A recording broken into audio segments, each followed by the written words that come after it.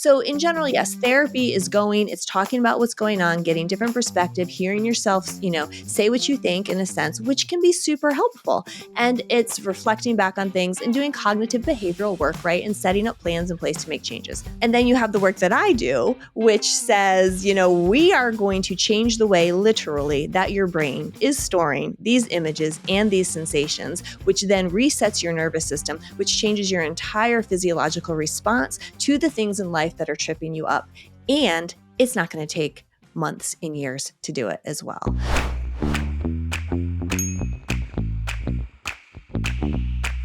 Welcome back, or welcome to the Conscious Investor Podcast, the show where we talk about health, mindset, and wealth building strategies. I'm your host, Julie Holly.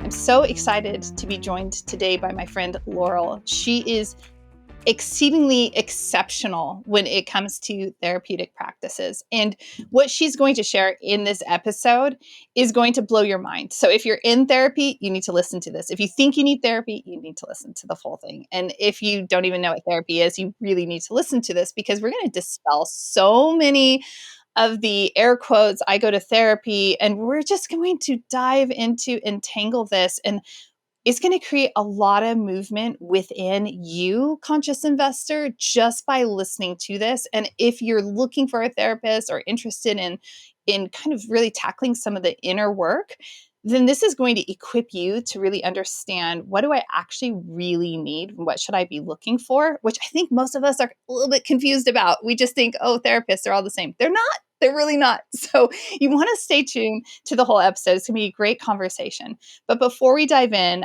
I also want to remind you, tickets for the Conscious Investor Growth Summit, they are live and they are waiting for you. And I went rogue. I'm a maverick, and I absolutely refused to do Black Friday and Cyber Monday. That's because I respect you, conscious investor. I respect your brain space. I respect your time. And I created a budget that would allow me to offer the best prices possible at any given point. There isn't any margin to mark it down, which says I was thinking about you from the entire time. If you haven't already picked up your tickets, just show some love. Just like go to consciousinvestorgrowthsummit.com, pick up your tickets today. And that's kind of a way of you raising your hand saying, Julie, I really appreciate that level of thought and kind of steering us away from typical consumerism and into intention in how we're using our time and our other resources. So raise your hand, go pick up your ticket, because I want to break bread with you. And Laurel is going to be there also, hitting the stage, diving in, and she'll be around all weekend. So you'll have a chance to get to know her. So again, head on over, consciousinvestorgrowthsummit.com, pick up your tickets and go VIP. It'll be worth it. We'll have more time together. It'll be so much fun. Laurel, I have been looking forward to having you on the show for months. I knew the moment we spoke the first time that I wanted you to come on the show. And then it just took a little bit of time. I thought I'd invited you, honestly. But when we met via another friend, it was a really interesting way that we met. Now, I could tell the story, but Conscious Investor has been listening to me yammer on. I'd love to hear your version of how we met. I love that. Yes. So here I am in the South Padre Islands, just getting done doing a training for yet another trauma modality that I wanted to have under my belt. And I needed people that were willing to let me try out on them. And so our mutual friend was walking with me, and unbeknownst to me was like, I have your first client for you. And I was like, what? And like, here while we're on vacation? Yep.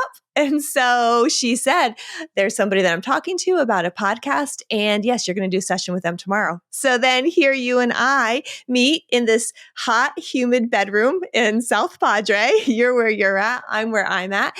And we got to do an immediate deep dive into some of the things that you were just wanting to level up with your performance. And since then, we've just had this beautiful relationship. So it's a great way to meet someone. Hey, if you want to become friends with somebody, just go do, a therapy session while they're in training, clocking some hours, just getting some experience. And you're like laying bare, here's the story. And then Super Rad Steve, he had a session with you right after. So Yes. you've been able to interact with the Hollies, plural, and it's been a joy. It's been something that that Super Ed Steve and I really look back on, and we're Mm. excited for the opportunity. We were both curious about that therapeutic practice, which we're going to get into these different therapeutic practices, Conscious Investor. And so, what a great way to get to know you. So, let me ask you the question that the conscious investor is dying to know. I'm going to ask it because it's really just such the heart of everything in this conversation. What is it that you do? You were talking about therapy, but you're not a normal therapist. You are a maverick. Also, you're charting your own course, and it's really exciting. So, what is it? What do you do, and how did you get started? Oh, thank you for asking that question. And I'm just so honored to be speaking to your audience today. Thank you. I love that I can talk to the conscious investor because I know we're so aligned on so many things. So, I, at this point, describe myself as a person who works with high performers to help remove blocks, triggers, or trauma so that they can be successful and level up and be the best version of themselves. Hmm. And the way that I do that is super unique. It's three forms of therapy that I use, and I weave them together to quickly, which is the operative word here, quickly move people through stuck points in their life so they can either be reset to who they were before a negative life event happened or get to that place that they know they can achieve, but they just don't know why they can't perform or behave differently. And so with that, I Mhm. use critical memory integration, EMDR, and accelerated resolution therapy. And my journey into all of them has been very interesting. I wasn't even always a trauma therapist. Truth be told, I hated trauma. And because I knew that talk therapy and conscious investor, this is so important. Talk therapy does not get rid of trauma. You see, talk therapy just re traumatizes the person most of the time because they're just talking through the trauma again. They're going home. They might feel better because they were supported in the moment, and that's nice, but it doesn't transform anything. And so for 17 years of my career, that's what I knew to be true, that my people with PTSD had severe needs and wounds, but that the work that I was capable of doing at that point in time was not bringing relief. And I am super results Mm. oriented. I'm very goal oriented with my clients. I want you in, out, and done and cleaned up and move on and do what God intended you to do. That is where you should be, not in my office for months and years. And then, just in such a providential way, I was actually injured and I was stuck in bed. And I am pretty geeky in that I don't watch television ever. But if I am sick, that's how my kids know I'm sick actually, is they'll see me sitting in bed watching TV and they're like, oh no, mom's sick. And I was watching a video on TV about veterans who were actually getting healed from trauma. And at that point, I was hearing things I'd never heard before. And they kept referring to the first therapeutic modality I was trained in, which is accelerated resolution therapy. And they were Mhm. saying how quickly they were healed and that they weren't triggered anymore. And I thought, I have got to find out what this is. And so Mhm. within a month, I was signed up in a training by actually the developer of the modality, which was a huge blessing to be trained by the person who created it. Yeah. And I came home that week and I had 3 clients waiting for me that I basically said, I don't know if this is going to work, but I'm learning something. And will you be willing to try this? I was blown away, Julie. It was literally one session for each of them, 1 hour and a half session. And the issue they came into me with was cleared, done, and to this day has Mm. not come back. So at that point, I almost couldn't believe it. And I was like, how come I'm a therapist and I don't know about this? So clearly the rest of the world doesn't know about this. And from that point on, I was an addict to trauma. It was like, anybody who has anything, I can't listen to people talk. I can't watch movies. In movies, I will be like, oh my gosh, I could help them. They're like, Laurel, this is just a movie. But it's like my antenna because I love it because I can hear so clearly where that stuck part is, that moment, that thought, that event, that memory, and be like, if we can clear that up, I know this nervous system is going to be reset. So I did Mhm. that for 8 years and I loved it so much. I started training other therapists around the country in it because I was like, this is so powerful. We need an army of people out there doing Yes. this so that people can get healed. And then from there, I've just picked up other modalities because any modality in and of itself, I don't think is complete. And so at this point now, here I am 8, 9 years later, I use all three of those in this beautiful way that's so integrative. It heals who you were at that point in time. It gets rid of the images and sensations that are related to your trauma, and it just calms the nervous system and allows you to be reset as if you never walked through that experience. So that's how I ended up here. Oh my gosh. There's so many things I really appreciate about your journey. And conscious investor, I think this is going to land for you also, is that sometimes we find ourselves 17 years deep into a career or into a lifestyle or into a relationship, into something, and we're so vested in it.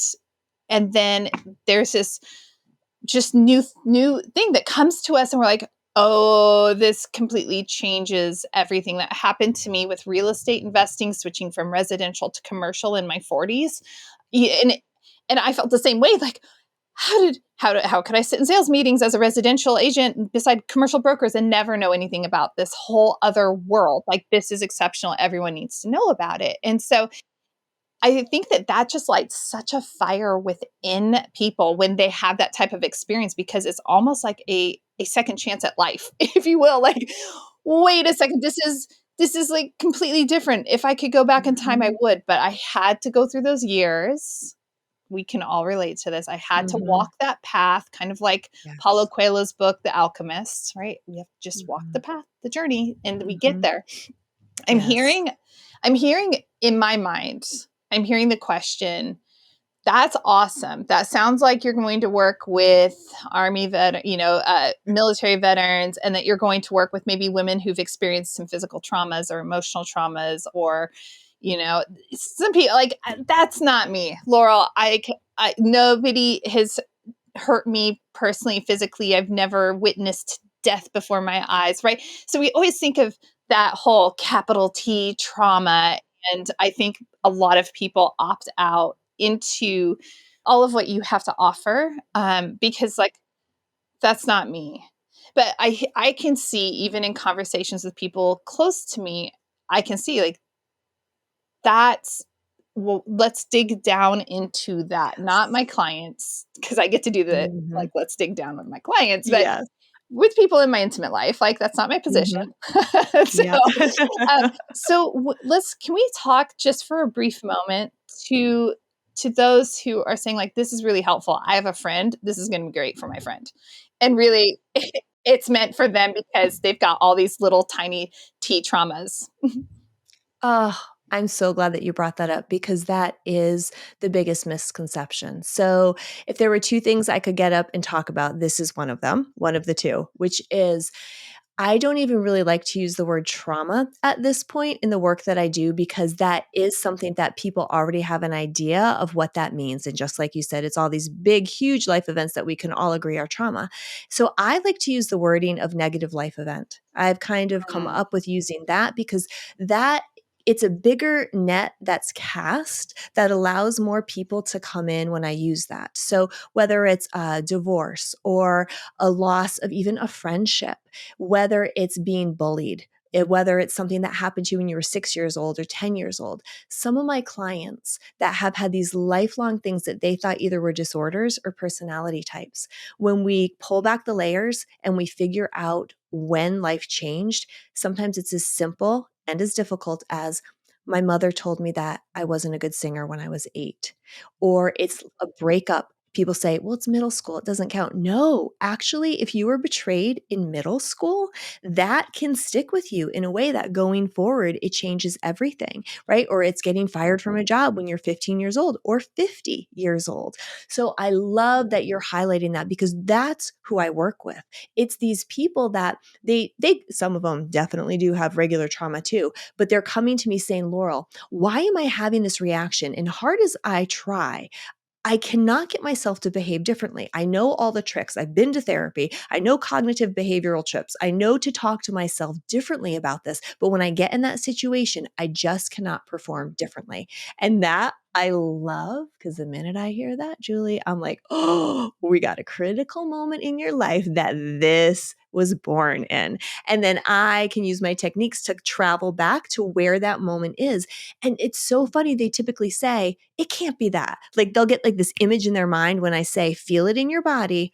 Now let's go back. When else did you feel that? And they're like, no, no, no, no, no. Either I processed through that or it can't be that. And I'm like, no, it is. It can be Yes. that. And the fact that your brain just showed it to you when we tapped into your body tells me, woohoo, we got it and we can go to work now. So, yes, I have pivoted from clinical into this because it's so exciting to do. You know, that just the message alone that one session can clear so much out is just, it's earth shattering and groundbreaking for many. Gosh, I love even the one session that we did when you were doing your training for EMDR is like even that it was exciting. I'd been curious. I'd just been hearing so much about EMDR that I wanted to experience it myself. And then boom, here's this beautiful opportunity with this amazing human. I'm like, sign me up. I will clear my schedule. Let's go. And it was. And I remember Yeah. going down that rabbit hole and just seeing things that I hadn't thought of or seen before. And it was really great. I felt so good. So let me ask you that. Because I only have my own personal experience, and I don't know that if this is common, but do people just kind of naturally leave? I felt lighter after we had finished our session, like, and that was our first time we'd ever met, and that was the first session, all of that, right? But I felt so light and excited afterwards. Is that a normal outcome? That is what everybody says when they leave my session. It is what everyone experiences. They all say, I should probably have a sign in my office, that says, do you feel lighter? Right. Because they all say that. Because there is, when we lift that emotional bond or whatever that trauma is that's going on in us, it's Yeah. so amazing that when there's that energy release and when you've processed the weight literally of that emotion and that hold that it had on you, there is an endorphin release that happens from it. And it's just this lightness that you're like, oh my gosh, that baggage that I've been carrying, it's gone. And you physically feel it. It's so fun to see the look on people's faces when they're like, I just feel lighter. And I'm like, yes, it did it. Mm. You're like, we did it. We got there. So we Yep. were talking about there are a lot of different types of therapies, kind of Mhm. shifting gears, but we're still on point here. And that is there's therapy, and we talk about that air quotes therapy. And I really want to dive into so many people. It's the trend right now, and there's nothing. Conscious investor, hear my heart. I'm not criticizing this at all. Okay, I am so excited that people are now stepping into personal development and into healing practices. I want to celebrate that every single day. I hear people, I'm going to therapy, and I'm using air quotes if you're listening. So how do I know, like, if this is helpful or not helpful? One of the reasons I ask is I'm not a therapist. I've never been trained in therapy. I do coach people, and a lot of my coaching clients will tell me, Julie, I go to therapy every week and I get more out of our 60 minutes. Like, you move things in ways that my therapists don't. And so I know that there's a difference between air quote therapy, just the general, I'm going to just call it run of the mill, and then there are coaches, and then there are laurels. So can we talk about like how these, because you're in a world of your own. I love your space. Thank you. Yes. So when we talk about air quotes therapy, I agree with you. It's you call up somebody, you see that they've hung out a shingle, you go, you talk about your problem, and you go every week because it feels better. And sometimes if you hit a therapist that does a really good job of tracking, like, what are your goals and are we making progress, then you may feel very satisfied with it. But sometimes people just, they don't have an idea of what it should look like or what the outcome should be. So often in my Mhm. personal life, I Yeah. talk about that with friends. They'll be like, well, I'm going and nothing's changing. And I'm like, well, what was your goal that you set up on day one? And they're like, what goal? And I'm like, well, yeah, like if you're going to therapy, you should know in 6 weeks, like what you're looking to see different, or else how do you have any way to measure what's happening? So in Mm-hmm. general, yes, therapy is it's talking about what's going on, getting different perspective, hearing yourself, say what you think in a sense, which can be super helpful. And it's reflecting back on things and doing cognitive behavioral work, right? And setting up plans in place to make changes. That's what I call like basic therapy. And Mm-hmm. then we have coaching, which is great because coaching is so forward focused on this is the goal, let's get there. It's not looking at your past like your therapist is going to do. So that's what always makes the distinction between the coaching and the therapy.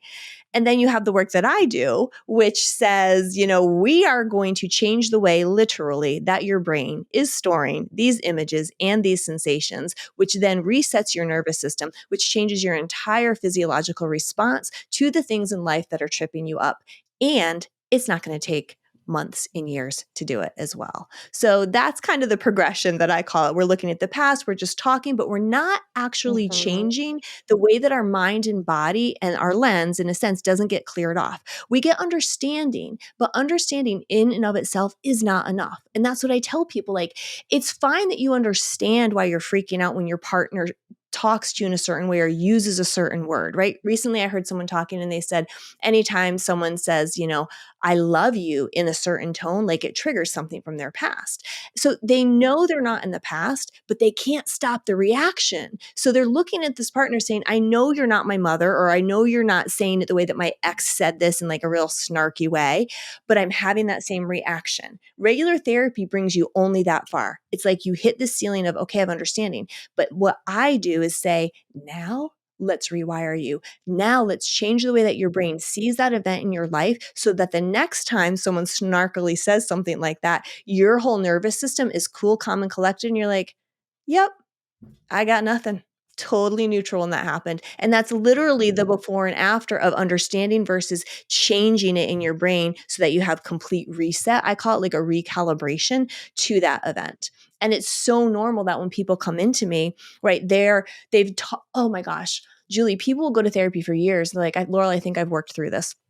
I've been talking about it for years. And I'll say, okay, so tell me the story of what you've talked about in therapy for years. And they're crying the whole thing. And I'm like, you haven't integrated that. You haven't processed that, because if you had, while you would still be sad about the event, you wouldn't be getting dysregulated as you're telling me about it.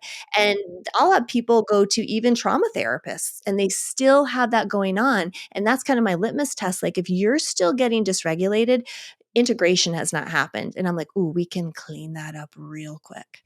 Oh my gosh. Okay. So now I know.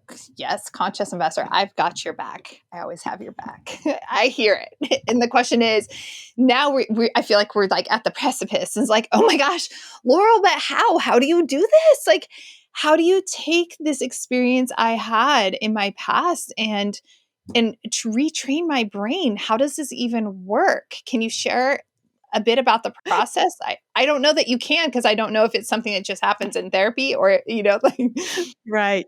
I can share a little bit about, like, in general, what the process we follow, right? Without giving away any of our trade secrets or anything like that. But yeah, what it is basically is our brain has two sides. One side is the image and the sensation of whatever you've gone through. And the other side is the narrative. The narrative is not the problem. The narrative is what regular therapy does. But Mhm. the image and sensation, that's what's tripping people up. That's what the problem is. So basically, our brain every night when we go to sleep, it's always processing all of the information that we got throughout the day. It does a beautiful job. Our brain actually wants to process everything. But sometimes when we hit something that's a negative life event, big T, little t, or just negative, it's just too big for whatever reasons, and it gets stuck in a sense. And our brain is trying to process it, it's trying to integrate it, but it can't do it. So we have to go in and do like a manual override so that we can process that. Our brain, it's a very, very natural thing for it to do it unless it gets too big. So then what happens is we have to go in and we have to change how your brain sees that. So number one is we need to have you be able to look at that moment and calm your nervous system at the same time. So we Mhm. do that in these different therapies, all the different ones that use bilateral stimulation. Bilateral stimulation, which means we're getting both sides of your body and brain to move. So some people might tap when they do it. Some people hold buzzers when they do it. Some people, we just move your eyes back and forth. But when you create bilateral stimulation, one, it calms the nervous system and allows you to revisit that horrible experience while you're having a calming experience. The second thing is it's distracting your brain, and that's allowing you to release some of these emotions and moments and images and sensations at the same time. And it taxes your working memory, which allows this process to work. And then the other thing it does is it's getting both sides of your brain to talk to each other. So, in a lot of these modalities, you're going to find that the therapist is using some type of bilateral stimulation. And through that process, each therapeutic modality has its own protocol, we could say. And you go through that to literally process out, which means neutralize all the negative sensations that your body's holding. And once you do that, you can actually change the images that you attach. You see, memories are unstable anytime we call them forward. So when I have you calm and I have you remembering that really hard event, and once we've gotten rid of the hard emotions, it's now fragile and unstable. While it's unstable, I can attach a positive image with that, and it overrides it. It overrides what your brain sees. So then you can leave my session and tell me every fact about what happened, but you no longer see the gore. You no longer see the negative event, and you don't feel it anymore. And in that, your body goes, see, when we're triggered, our brain is literally saying, hello, hello, we have this thing we need to attend to. When we see flashbacks, when we feel similar feelings, in our life to something that happened 10 years ago, 10 days ago. It's literally our brain going, knock, knock, knock. There's something here that has not been processed and integrated, and we need to do something about it. And that's where I can so easily look at that and be like, yes, it's right there. Let's just pluck that out, Yeah. integrate it, and then boom, you can breathe again. I love this, the culmination here at this final point of it's there for a reason and it's knocking and it Mhm. wants to come out. I think about, and Yes. I really value a lot of Michael Singer's work. I don't always agree with all of his work, but that concept of like all of our emotions and feelings want to be released for better or for worse, whatever they are. There's no value. They just are emotions and feelings, and like they want to pass through. And when we have that, where it's like it wants to come out. And so you create that space so that people can have that. It can come out and Mhm. be released.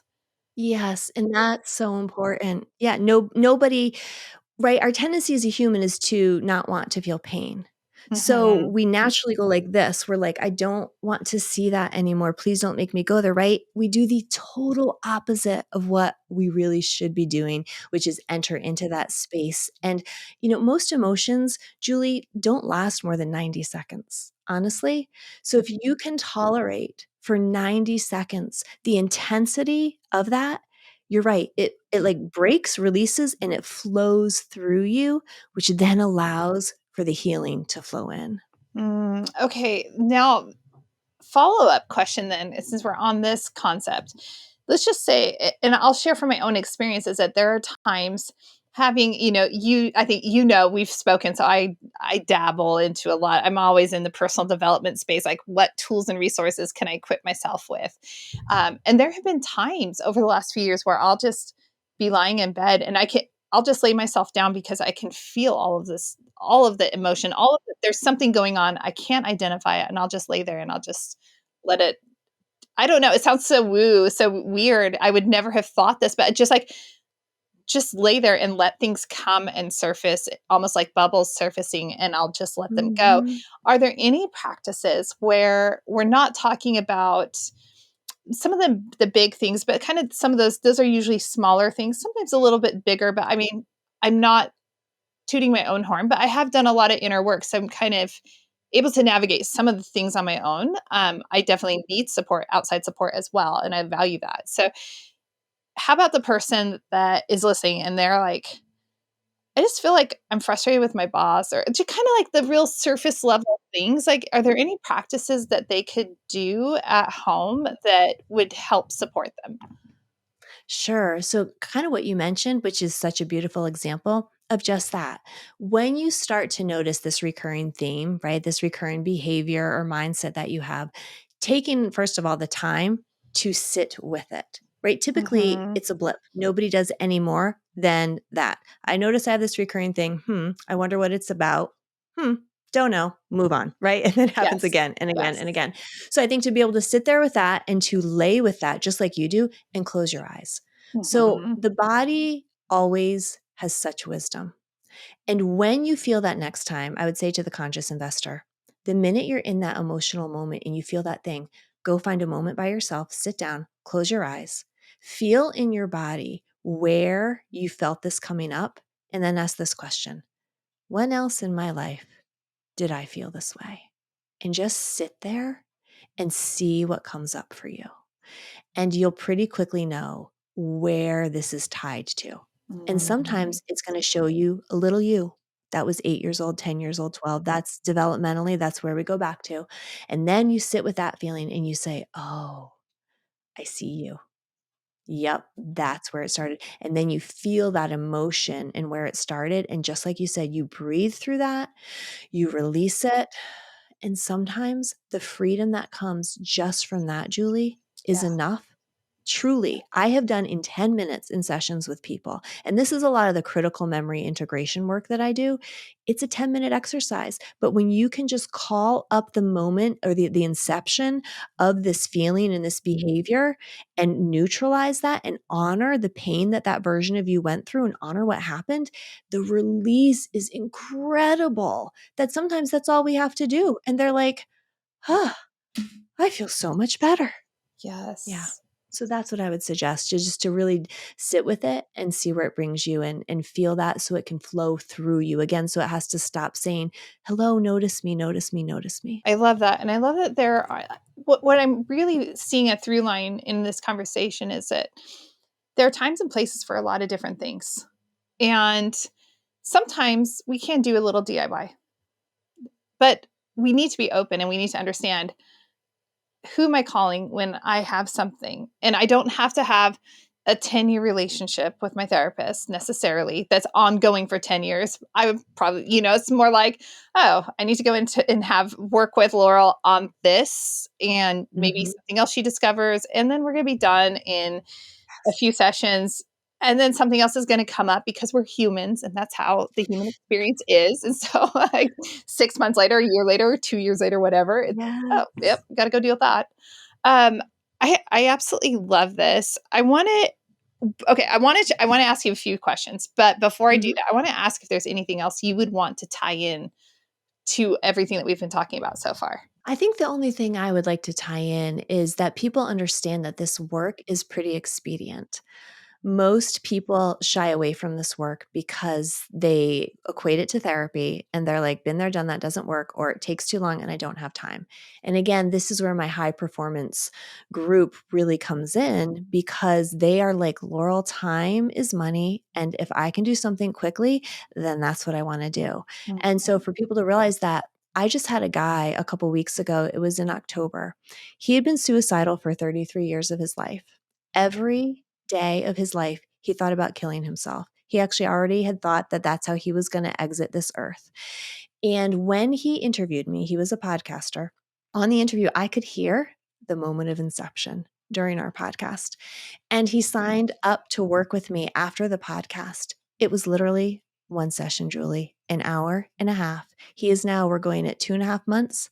He has never thought about killing himself again. So, for people to understand, it can be something as deep as that. We just had to rework what had gone on with him and his father. Done. So, that's an important message for people to know. Now, is everyone a one and done? No. And I'm going to tell you in our evaluation what we're looking at, but it's not a ton. Yeah. Yeah, I love that. And just to think, like, how many people walk around with broken, and I think that you and I can just walk around the earth and that you see the brokenness. And you're like, but you don't have to be that way. Like there's a like Yes. it doesn't have to be this way. You don't have to like carry this heavy weight for 33 years. Yes. Like there is Oh, something, like I can help you. There is help for you. Julie, it's so interesting. So, this guy initially, I think financially, it was going to be more of an investment that he could do.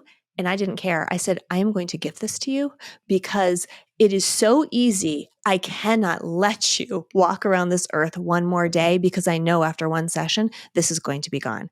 And he was super sweet. We ended up coming up with a compromise, but that's how much, right? That I feel the same thing. It pains me you can probably hear me getting all passionate. Conscious Yeah. investor, forgive me. This is my No, work. I get very passionate about it, but this is a passionate platform. it drives me crazy when I know people are carrying stuff that I'm like, hang out with me for an hour and a half, and I can help reduce that intensity, if not completely get rid of it. Like, let's just do this. I absolutely love that. And you work with people in a variety of ways. So I Mhm. know, and I'll let you edit this, as you wish, but Conscious Investor, you could fly out, you could hang out with Laurel in person and do a half day or full day intensive.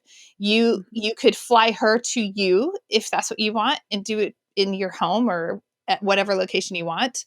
You could go online virtually. Like there are so many options. There's like it's ridiculous to not take that step and raise your hand and say like I don't ever want to. For me it's like salvation. It's like okay, I've got my Jesus and now let's do some other healing that he's equipped other people to support me with, and it's so exciting.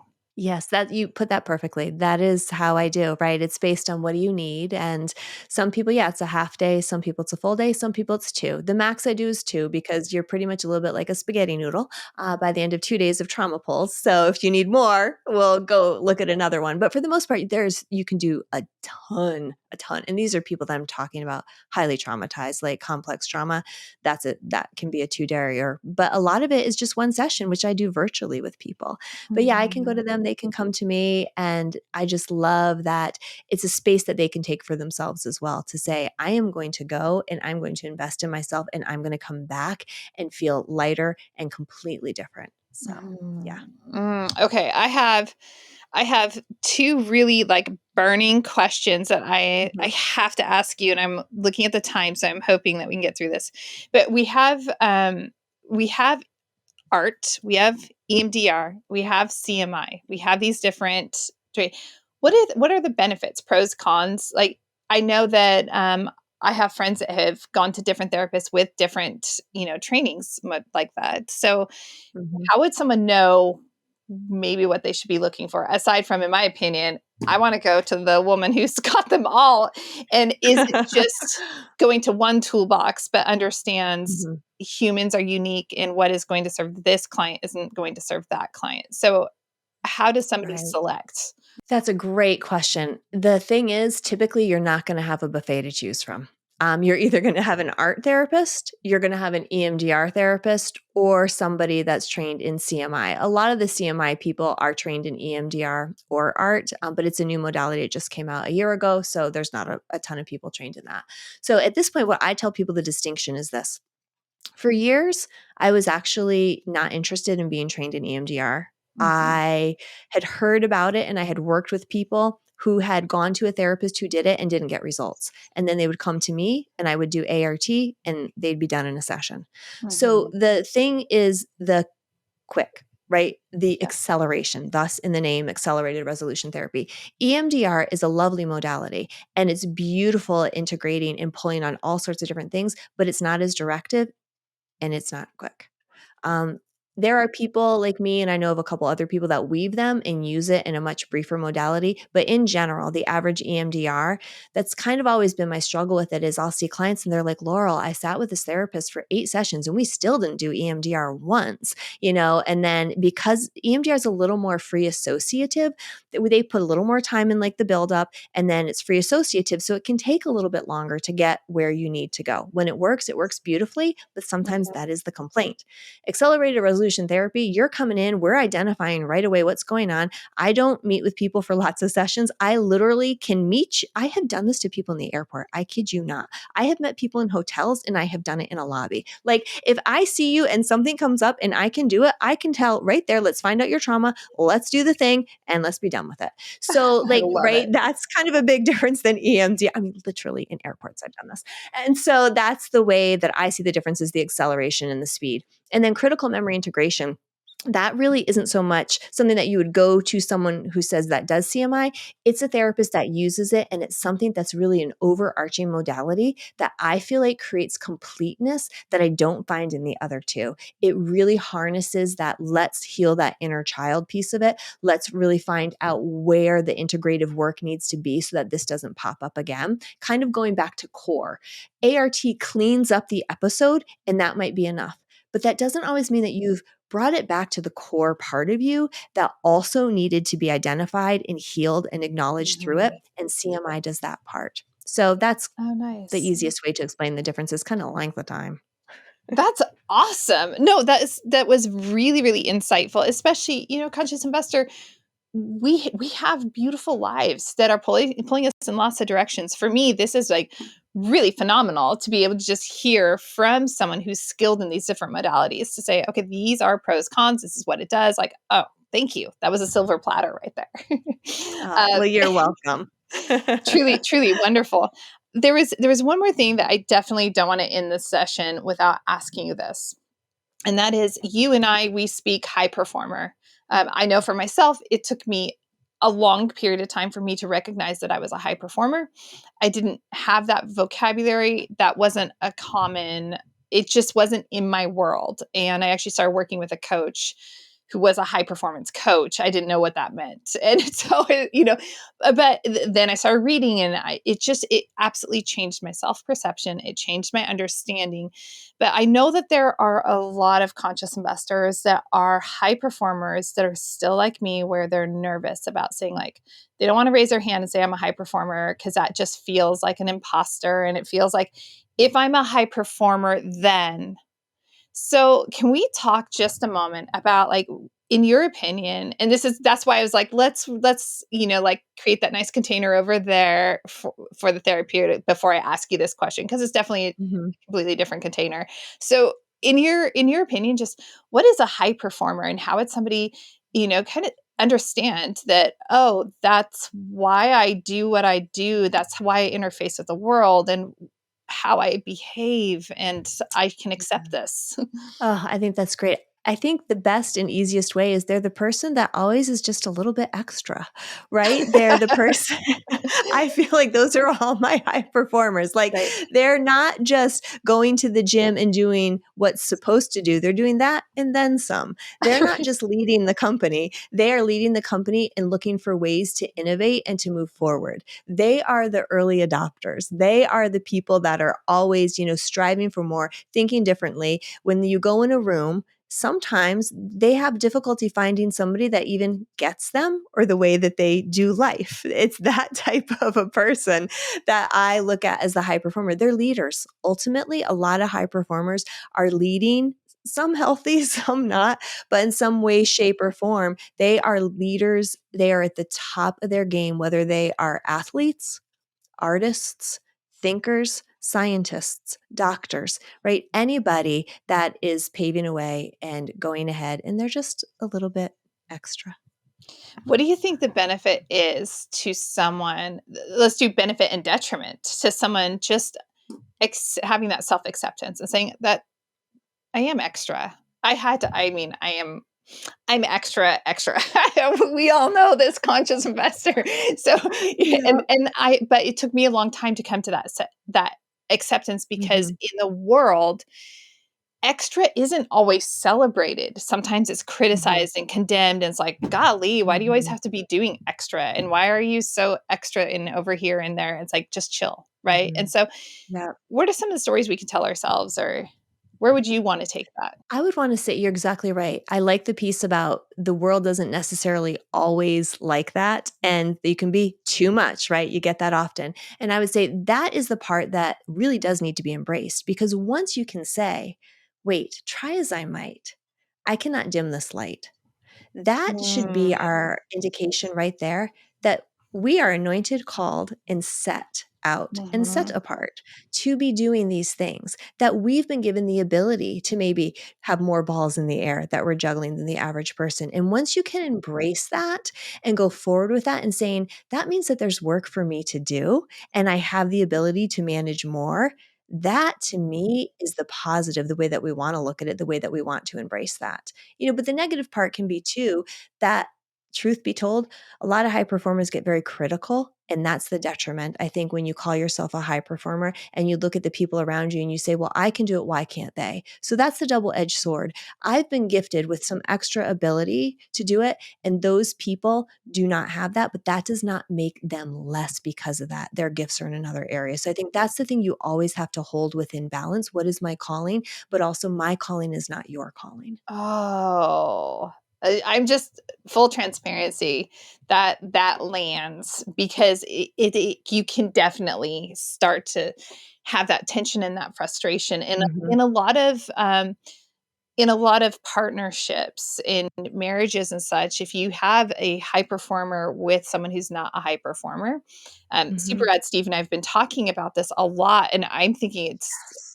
I honestly want to write a whole research paper on this. That's not Mhm. even I'm like, I just want to write a Please do. research paper, and I want to dive into this because I don't see the research out there, and I think it's Mhm. really fascinating to say. And then once you even isolate further into the female as a high performer and the male as not, you enter into a really interesting dynamic. Now, we have a great Mhm. marriage. We have, but we have that tension. Mhm. He's actually a high performer, but he's in the closet. I know, I just said that on the podcast, so he'll come out at some point. But it Yes. but there's that tension, and I think it's good for people to just at least Mhm. recognize there can be that tension. I had another thought, and I actually distracted myself. I gave myself a Oh. tangent. No, but I think it's beautiful because even in relationships, you're right. I see this in so many of my relationships. And you're right. It is interesting when it's the female and not the male. That creates a whole nother dynamic. And either way, the hardest thing for those couples is to find the beauty of the person who maybe isn't the high performer to say, in my job, I want to support you in your calling to this world, right? Mhm. But when there becomes jealousy and insecurity, right, then you're holding that person back from who they're supposed to be, but also you're living in this toxic energy space, which isn't good either. And that's where I would say, hey, come hang with me because I know you were not created to be jealous and insecure. I know that somewhere in your life that became a trigger, and let's heal that. And then you and your partner are both going to soar. So good. I will say I was definitely told as a child, by a family member, like, "You're always going, you're always this, you're always that, like, you need to settle down, you need to do that." Mhm. And then I never did because it didn't feel right to me and everything felt natural, so I'm not gonna change this.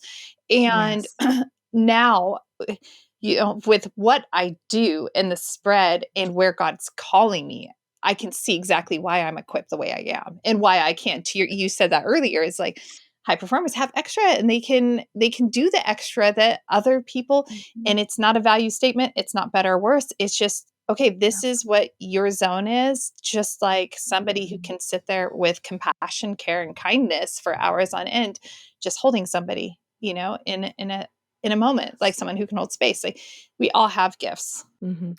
And you said that so perfectly. Even when you say that, you can only imagine what my filter catches. People always told me I was extra. Why can't I sit? Like, I hear you say that, and I think, well, it doesn't surprise me that you had a hard time embracing that because that had negative connotation. And there we go. That wasn't trauma, Julie. That was words spoken over you. That was a critical memory that I would say, let's hold Mm. that, embrace that, let's neutralize that, let's get through that so that no longer becomes your filter and you don't hear that in your head ever again. I feel like, and this will be fun, conscious investor, come down the rabbit hole with us for a moment. But I feel like I've worked through that, but only in the last Mhm. few years. Yeah. But I don't know that that's a healthy work through, quite frankly, Mm, because part of that work through is like kind of screw it. This is where I'm supposed to be, and I'm going to do what I'm supposed to be doing. Like, I don't care what anyone else has to say. I know what I need to be doing. The conviction is so clear. yes. Everything is so clear that like it just drowns everything else out. But that doesn't mean that Mhm. that's not still there, is what I'm You got it. kind of hearing myself say. Yep, totally, and that I love that you can have that awareness, and again, that's like I love that you just did that because conscious investor, this is what so many of my clients do. They're and not We are not saying Julie has a problem. Please know that. But this is I a do great have I do way to have look at it. problems. It's okay. We all do. And if we think that we don't, if we think that we are all walking on water, well, we might go talk to Laurel. But it's right, that same concept that you were just talking about, which I love, which is that I've worked through that. That's what people say to me. I've worked through that. And I'm like, okay, just because you focused on it and just because you talked about it and just because now through sheer grit, you're not letting it hold you back. That is a very different picture than worked through. Worked through is peace, calm, neutralized, not triggered, owning it, and Mm, fine. Right. And so, mhm. not to say that you haven't, but just I want people to hear that is that Yes. that is something that people think because I put time and energy into it, I must therefore be through it and be done with it. No, your body will tell you if you're done with it. And if you are, you'll know, Julie. Someone will call you a high performer or say you're always busy and you'll be like, yeah, no big deal. But if it's like, yeah, and it's not a big deal, right? It's not a big deal. It's not a big deal, right? Then you know Okay. that it's not been worked through. Okay, then I definitely know I've been worked through. I was leaving a voice memo for a good friend who's actually working through this concept of high performance, and it's been interesting because she was an elite musician, like Mm, elite on the global level, right? And she's a good friend of mine, and she's so her connotation with high performance is I put in 5 hours a day just practicing. I can't make any mistakes. And it's very much performance based and people pleasing in a sense. And so we just have been having a fun friendship conversation because we're friends. We're not coaching. We're not doing anything like that. We're just swapping ideas. And so I'm like, I don't see how that is high performance, right? Like you can uncouple all of this. So yes. It is very interesting how everybody categorizes themselves when the rest of the world is like, "No, you clearly are." And they're like, "No, no, no, no, no. That's everyone but me." So I'm glad that it's you guys have each other. and there's a price tag. I'm noticing this more often than not. And here's part of the price tag. If I because I'm at that point where um not not necessarily in other areas, but in this area where I'm very happy. Like, nope, I'm raising my hand. I'm a high performer. I could raise two hands. If I could raise my feet right Mhm, now, I would. Like, I'm a high performer, and I'm excited about that because it means I get to do really like I'm doing other things in the world. Like that's where I'm supposed to be serving. And when we're in our lane, it's very rewarding, very satisfying, very fulfilling. There's also a price to pay. If I were on the other side of what you were saying, where I was gritting through and telling you, mhm, I've worked through it. I'm a high performer. I would feel that energy being pushed out, like mhm. almost. You I got like it. Star Wars, so if I was like being Mhm. squished by the compactor in the very first Star Wars, and I'm trying to hold the walls away, like so they won't squish me, all of my energy is going Mhm. out there. And so when we're not Yes. accepting ourselves for how God created us, our unique DNA, the Mhm. amount of energy output is such a tragic waste. It breaks my Mm. heart. Oh, I love that you highlighted that because that is such the truth. That's what I always tell people, whether it's words spoken over you, labels, negative events, traumas, memories. There's a cost to us energetically to manage those things, Yeah. whether it's creativity, concentration, focus, bandwidth, right? Emotional stuntedness or extra expression. All of those things are a result of not having peace, neutralizing and coming to terms, right, with some of those events or things that have happened in our life. And if we have work to do, why would you want to waste any of that energy on something that is not life giving? I have a mic that a friend gave me. Thank you, Rose and Ryan. We'll just drop the mic right there. If you're watching on YouTube, it's a little plastic mic because I was joke around in coaching sessions. I want to drop the mic, so they sent me one. I love that. That's so cute that you have that there. That is the best. I just everyone needs one. You just need one to have it handy. I love it. I know that we've kind of gone long. Do you have time for one more interesting question? Of course. It's kind of and so conscious investor. I know we're going. This is now. This is just me selfishly asking this question because I heard some psychologists talking about PTSD versus PTSG, and my brain exploded. I'd never heard that before because all we ever hear about is post traumatic stress disorder, but we don't hear about Mhm. post traumatic stress growth. And I'm like, why aren't they broadcasting that? I know.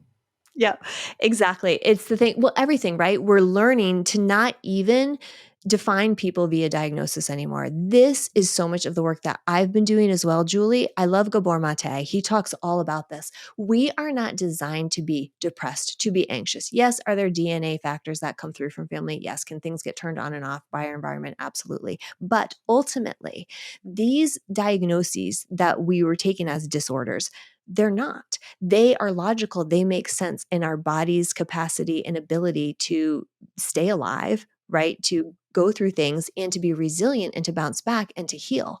So just like we're no longer calling it a disorder. So before we went to PTSD, it was PTSD to PTS. We just dropped the D and now we've added the G. So like who knows what it'll be in 3 years. But at this point, that's where it's gone. And it's the same thing when my clients come in now and they say, I have this diagnosis. I'm like, nope. No, no, no, no, no. We're not even going to go there because thank goodness I don't have to take insurance anymore. So don't worry about that. But I don't have to diagnose you because I would rather have that not be the limitation of who you are and let your identity be Mm. defined by that. I would rather say, let's find where that anxiety started. Let's find where that depression started. Let's find where that PTS started. And from now, once we heal it, we can grow. And everything that you gained in that process is not lost. All we have to lose is the limitation, but that ability to maintain yourself and to survive through whatever you live through with the PTSD, amazing life skills. Those are our high performers often. They have learned so well how to function in chaos, how to compartmentalize, all great things. We just don't want it to be the go-to. We want you to have choice and breadth of choice in your emotional responses, in how you respond. So once the Mm. PTSD is gone and we're into a G, we have choice now rather than limited options. Oh gosh, I love that. That's so cool. And that shows like I love that they dropped the D, just made it S, and now there's a G, and who knows? I just absolutely love that because that is the world. That is Mhm. all of the humanities are like this, and all the sciences. It's like, Yes. oh, we're just, but that's actually healthy. They're updating it Yeah, with the new information that they have, and if they had kept absolutely. it in a fixed way, that would be really sad. It stood out Yes. to me because I realized that I having like my dad, unexpectedly get relocated to heaven and such, like that could have been a really bad thing in life. But I chose a different factor. So I was like, oh, I did the growth path. That's how I reallocated all of the resources Yes. into the growth modality and framed it in a lot of different ways. So it's really interesting how much choice that we do have in life. And we're not victims, conscious investor. And we have resources and we have amazing skilled experts like Laurel who we can draw upon, and we don't have to spend, years trying to figure things out. Like we can go and we can get to the heart of the matter in a really efficient and effective way. And even if you're not a high performer, you might be someone that does not identify as a high performer. I like to call those of you highly motivated individuals. That was my go-to. I'm like, I'm just motivated. I'm ambitious. I didn't want to call myself Perfect. a high performer. So if that's you, like reach out to Laurel. There's no sense in carrying a bunch of baggage around with you when you have access to someone that is skilled and wonderful like Laurel. Well, thank you. With that, Laura, I'd love to just, let's give where does a conscious investor go to connect up? I know that this is landing for so many of you, and I know also that this is also probably going to be really a helpful resource to people in your life. So you want to make sure, take a moment, share this with someone, share this episode with someone else, because it's 6 degrees of separation. So if everyone who gets the episode shares it, it's going to reach exactly what it needs to reach. And that's what's really exciting about it. And that's a free way where we can be world changers in a really powerful way for free. So you want to take a moment to do that. Just that first person, and I know they came to your mind. I know they did. So just send a link to the Oh. episode to that person and just say, "Hey, this is a really great episode." And Laurel, how do they reach out to you? Oh, yes. So they can go to my website, which is my name, Laurel, Laurel, Wiers, Wiers.com. and they can book a call. And I do 20-minute consults for free to kind of see and explore what your needs are and if I think I can help you. People, if they want to know a little bit more about me on YouTube, I've been on lots of podcasts that share how I've worked with people, and on LinkedIn. That's where I tend to hang out. So if you want to connect with me on LinkedIn, you can see my posts. There's lots of testimonies. I had a great one this week about keynote speakers. So all sorts of information on there about the ways that I've worked with people and helped people work through things. And if you're wondering if you are triggered, you can text my name, again, Laurel, to 33777, and you will get a trigger checklist. And that has my information on it as well. But it might just be a good starting point for you to be like, oh, maybe there are some things that I keep revisiting and I didn't realize they were rooted in something else. Oh, so good. Laurel, I'm so excited that we've had this time together. I'm so excited to see you in person at the Conscious Investor Growth Summit. And I know you feel it too. Like, this is why I invited Laurel to speak at the Growth Summit. Her heart is a heart of, how do I serve you? How can I support you? And so you don't want to miss out on coming to the Growth Summit. Hang out with us. Go to consciousinvestorgrowthsummit.com. Check out the speaker lineup. It is phenomenal. And if you think that what you need are wealth building strategies and that's all you need, then you're going to have a bankrupt life. You need to build your world in a very holistic way. Yes, you need the wealth building strategies. So we have people strategically coming for that purpose, but you also need to be doing the inner work so that you can enjoy the life that you actually are building. There's no sense in building a life, getting there, and then having to go back and do a bunch of retooling. So let's build it holistically from the very get-go. Come on over, hang out with us at the Conscious Investor Growth Summit in March at the Coeur d'Alene Resort. And until next time, Conscious Investor, have fun and live in the fullness of your freedom.